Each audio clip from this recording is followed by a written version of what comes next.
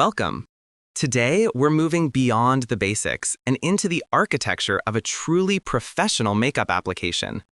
Setting powder is far more than just a finishing touch.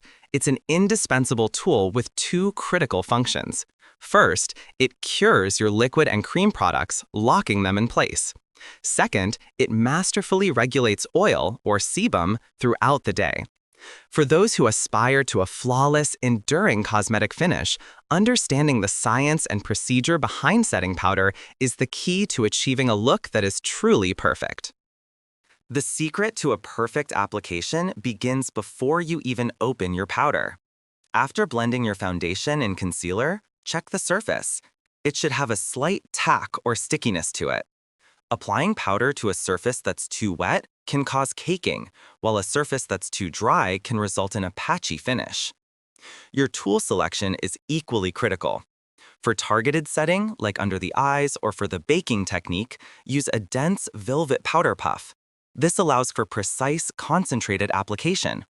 For an all-over, light finish, a large, soft, domed brush is your best choice. Remember to load the brush lightly and tap off the excess vigorously to avoid a heavy, powdery look. Now for the application itself. The most common mistake is sweeping the powder across the skin, which can drag and disrupt your base.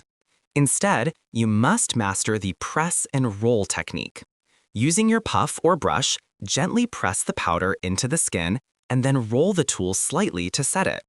This motion pushes the fine powder particles into your foundation, chemically setting it without smudging the layers beneath.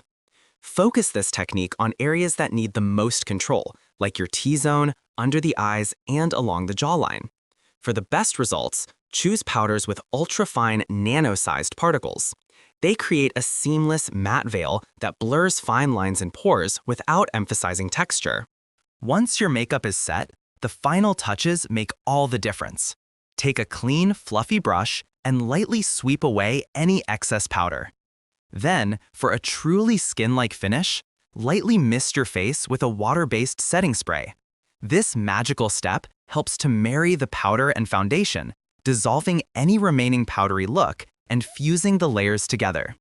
And here's a professional tip for when things go wrong. If you've accidentally applied too much powder, don't try to rub it away. Simply take a clean, damp makeup sponge and gently press it onto the heavy areas.